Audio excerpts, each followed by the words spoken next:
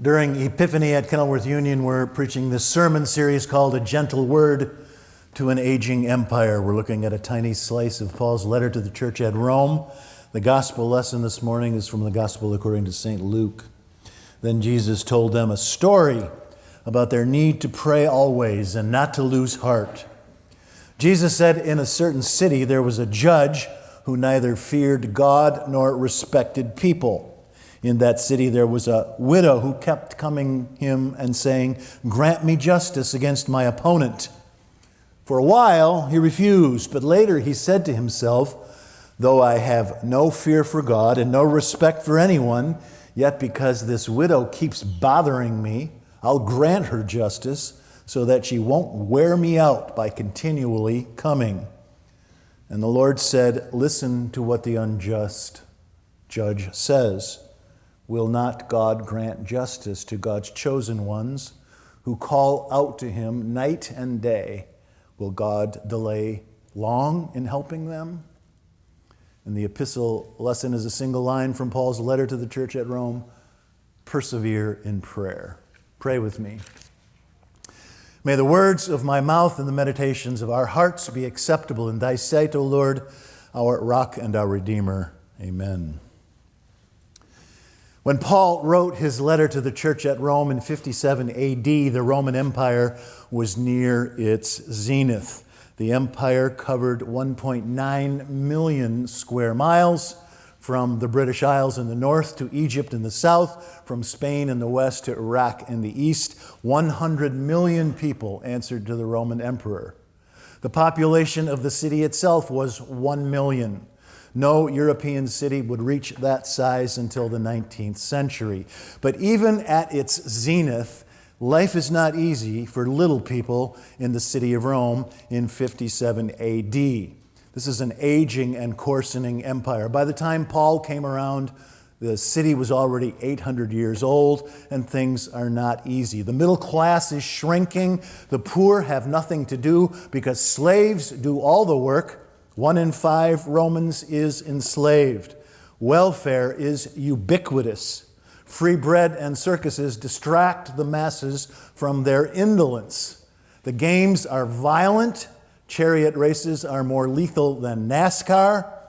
In vast arenas, gladiators and wild beasts tear themselves apart, and if you're bored, you can witness a public execution on many street corners in the empire, like Golgotha, for instance. And so Paul knows that the Roman Christians are not able to look to their imperial leadership for virtues like generosity and mercy. So he gives them a little advice. He says, the only thing you can do is what you're in charge of. All you can do is act like Jesus. Let love be genuine, hate what is evil, hold fast to what is good, outdo one another in showing honor, rejoice in hope, be patient in suffering, persevere in prayer. It's sometimes called Paul's Sermon on the Mount. And it's clear that even today it's just as relevant as it was in 57 AD, right? Because America is the new Rome. Won't be that way forever. Somebody will come along one day to supplant us. But in our lifetimes, America is the new Rome. It's been that way for 80 years, since 1945. The United States has 11 aircraft carriers. No other nation in the world has more than 2. Each one of these carriers can hold 100 planes, more than the Air Force of many, many nations. And it's becoming increasingly clear that we can't look to our leadership for virtues of generosity and mercy as well, right? Wasn't always that way. In 1948, the United States began single-handedly rebuilding the ruined empires of its former Axis powers. And today, Germany and Japan are the 3rd and 4th largest economies in the world. It's not that way now. So how should we behave in an aging empire? Paul would say, just act like Jesus. Persevere in prayer. Jesus was always praying to his Father. One time he told a story about a poor widow who wanted justice. Unfortunately for her, the local magistrate neither feared God nor respected people, as Luke so laconically and bluntly puts it in his gospel. He won't give her what she wants, but she won't give up. She keeps coming back every day. She hauls her attorney and her evidence and her witnesses to his bar and asks for what she wants. At first he refuses, but finally he capitulates, not because he cares about this widow or about God or about justice, but just because she is such a royal pain in the neck. Persevere in prayer, says Paul. Is that all I've got for you this morning? Have I nothing more muscular than that? When I read the Tribune and the Times in the morning and then go up to my study to compose a sermon, I say to myself, I've got to have something more robust to share with my folk. You remember who Earl Weaver is, right? If you're a Detroit Tigers fan like I am, you know who Earl Weaver is, because in 17 seasons as the manager of the Baltimore Orioles, Earl Weaver was a nemesis to the Tigers. 17 seasons, 5 100-win seasons, 4 AL pennants, 1 world championship. Earl Weaver was always kicking dirt on the umpires and getting thrown out of games.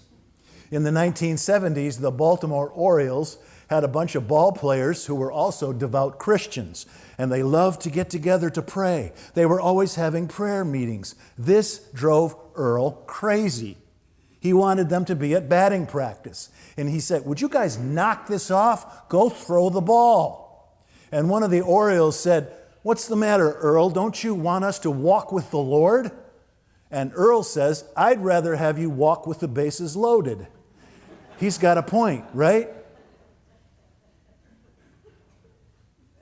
I just found out that my friend John from Grand Rapids recently died. I was surprised, I was sad, hadn't known he was ill. We weren't all that close. He and his wife Marcia were just 2 loyal parishioners at my Westminster church who were there in the pews every Sunday when they were in town. I haven't seen him for 25 years, but 3 times a year he writes me to tell me that I'm doing a good job.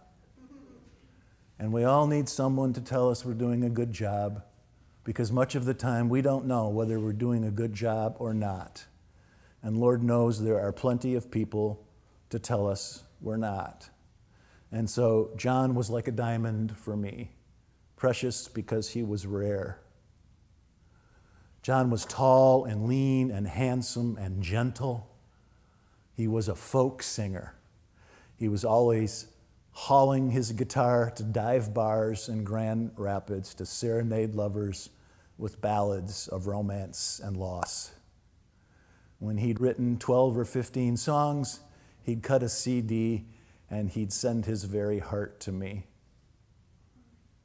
When I wrote his widow last week, I had nothing more robust to say than, Marcia, I wish there were more I could offer you than my prayers and my shared tears, but at least you have those for what they're worth. If you have lost a long love or faced a terrifying diagnosis, you've heard me say those words many times. Does that mean anything? You're in my prayers. Does that do anything? I hope so. Because really a prayer is nothing more than your signal to the world that you are jealous of another person's thriving. You want her to flourish. All you want to do is just to lift up her entire existence with all its vicissitudes and its ups and downs and its twists and turns and its laughter and its tears and its joys and its sorrows. You just want to lift that up into the bleeding heart of God or towards that higher power or at that sacred infinity or at that blessed mercy or at the rock of your salvation, just an urgent whispered plea to the universe itself that it treat her with a modicum of grace and kindness. Is that nothing? One of the greatest things I've done here during my time with you at Kenilworth Union is our Tuesday midday prayer service. Tuesday at noon, every Tuesday, there are a few people in here praying for every family in the congregation, from A to Z. When we get to Z, we just start over and do it again. We figured we've done this 7 times. It's only 10 people here on Tuesdays. And I can say it's great because I can take no credit for it. Credit belongs to Joe Forrest and Diane Yorio and Becky Knight. They're responsible for this thing. Do you know what it means to families to realize that 1,600 people are praying for them once a year? Most of us vicariously, but there are a few of us here every Tuesday. What's more, sometimes a prayer is more than thoughts and words and hopes and pleas. Some prayers become incarnate. Some prayers take substantial form and solid shape on this terrestrial ball. Christine Hides reminded me of a song by Carrie Newcomer. I don't know if you know the Christian folk singer Carrie Newcomer, but in 2016 she wrote a song called "A Shovel is a Prayer." You see what she means, right? A shovel is a prayer if it digs a fire break in the middle of a forest fire. A shovel is a prayer if it dredges a canal to irrigate the crops. A friend is a prayer, says Carrie. A friend is a prayer if she brings over soup and laughs at your joke and doesn't ask for proof. A friend is a prayer. A shovel, a book is a prayer. I read the most joyful book last week. It's the stupidest, simplest thing. National Geographic published it. They call it Good People. Is that a lame title or what? Good People. The subtitle is The Best of Humanity.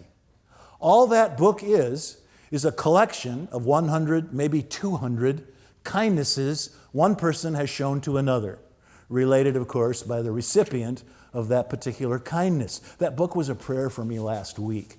All this chaos and confusion, this indifference and cruelty, that book was a prayer.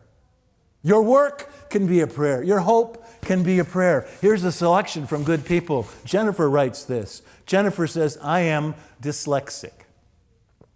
When I was a student at Holbrook Elementary School in Concordia, California, everybody at the school told me I would never go to college.